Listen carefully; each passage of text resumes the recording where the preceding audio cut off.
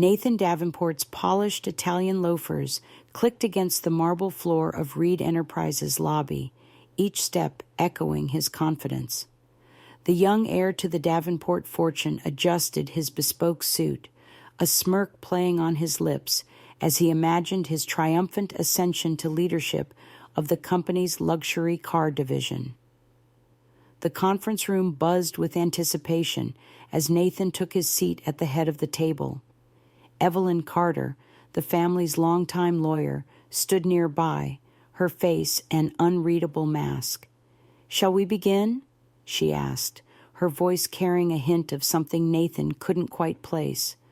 As Evelyn read through the preliminaries of Charles Davenport's will, Nathan's mind wandered to the fleet of cars he'd soon oversee. His daydream shattered as Evelyn's words pierced his reverie.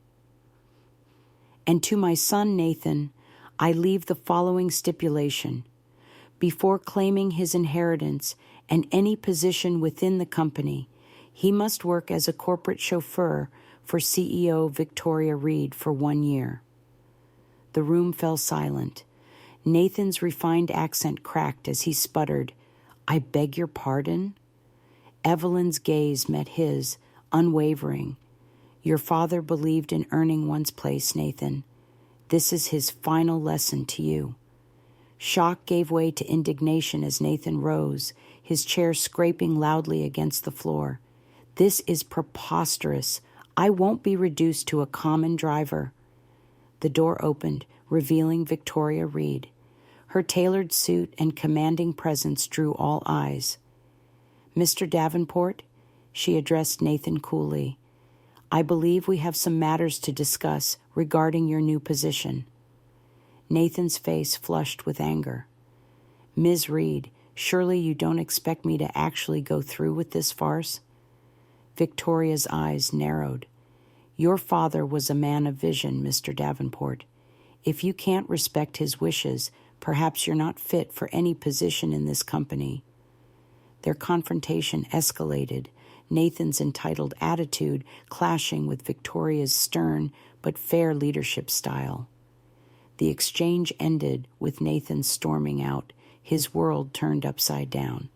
The following Monday, Nathan reported for his first day as a driver, his disgust evident in every movement as he donned the uniform. James Grant, the head of the motor pool, offered a sympathetic smile. "It's not so bad once you get used to it, Mr. Davenport." Nathan's reply dripped with sarcasm. "I'm sure driving Miss Daisy is the height of career aspirations for some." His first week was a comedy of errors. Nathan struggled with GPS navigation, spilled coffee on a client's laptop, and earned more than one stern reprimand from Victoria. By Friday, his polished exterior had cracked, revealing the insecure young man beneath. It was a ride with Mrs. Abernathy, an elderly board member, that began to shift Nathan's perspective. As he helped her into the car, she patted his hand. "You remind me of your father when he was your age, so full of fire, but he learned to temper it with compassion." Nathan's brow furrowed. "My father?" "But he was always—" Mrs. Abernathy chuckled. "Oh, Charles didn't start at the top, dear. He worked his way up, just like he's asking you to do now." The conversation lingered in Nathan's mind as he drove home that evening. In his father's study, a photo album caught his eye. Inside, he found pictures of a young Charles Davenport, standing proudly next to a company car, a chauffeur's cap tilted rakishly on his head. Over the next few weeks, Nathan found himself paying closer attention to Victoria's interactions with employees and clients. He observed her firm but fair approach, the way she remembered personal details about everyone she encountered. Grudgingly, he began to understand the power of her leadership style.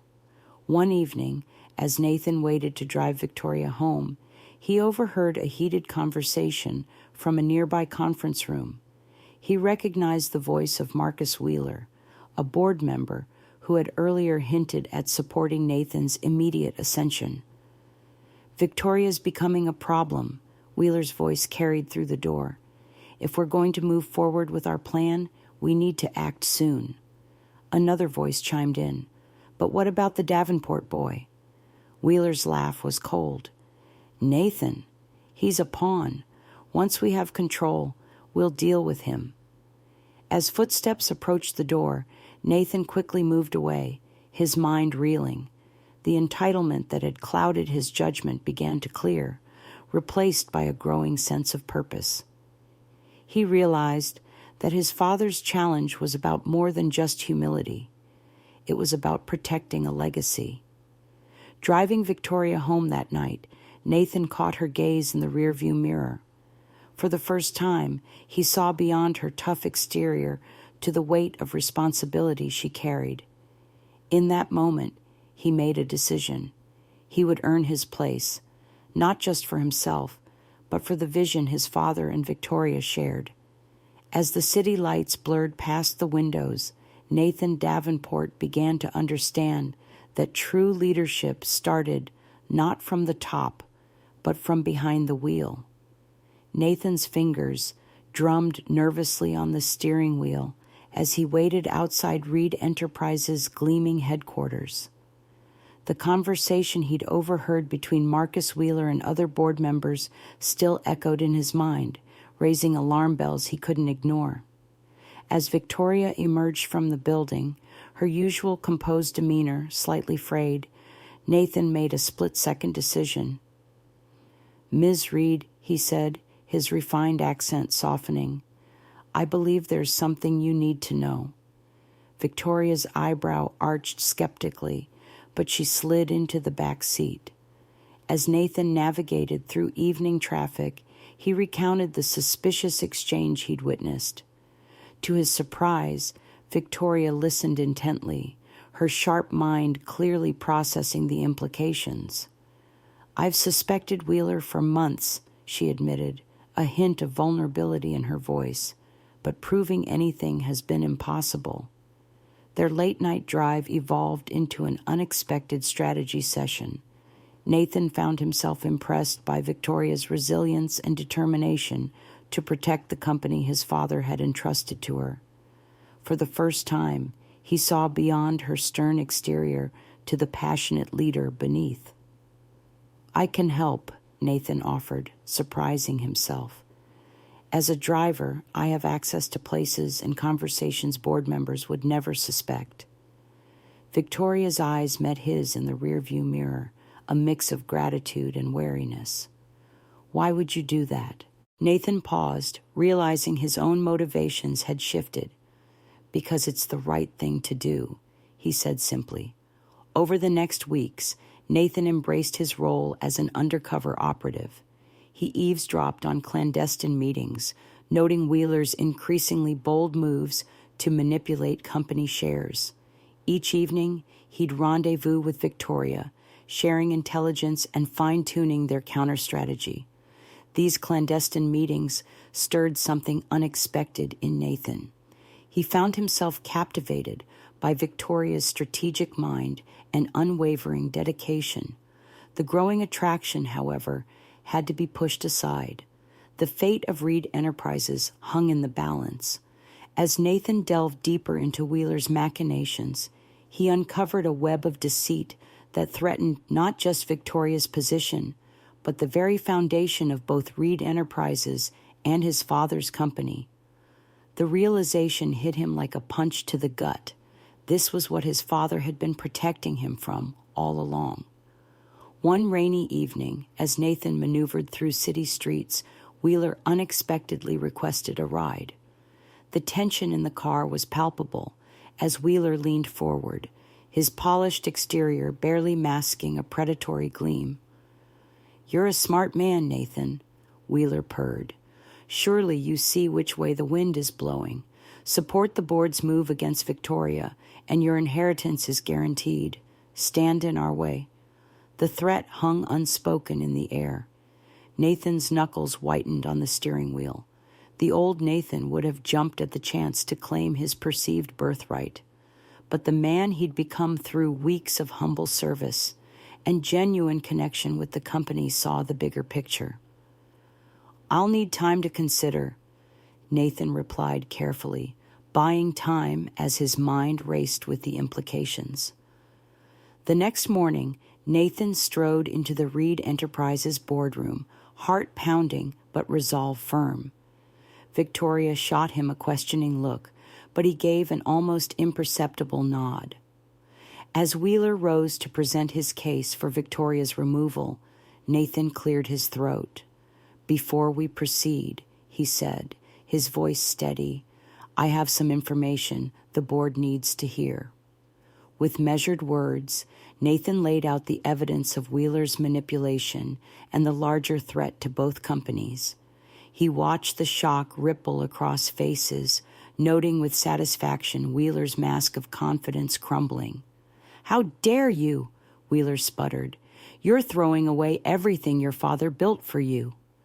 Nathan stood tall, feeling the weight of his father's legacy settle comfortably on his shoulders for the first time.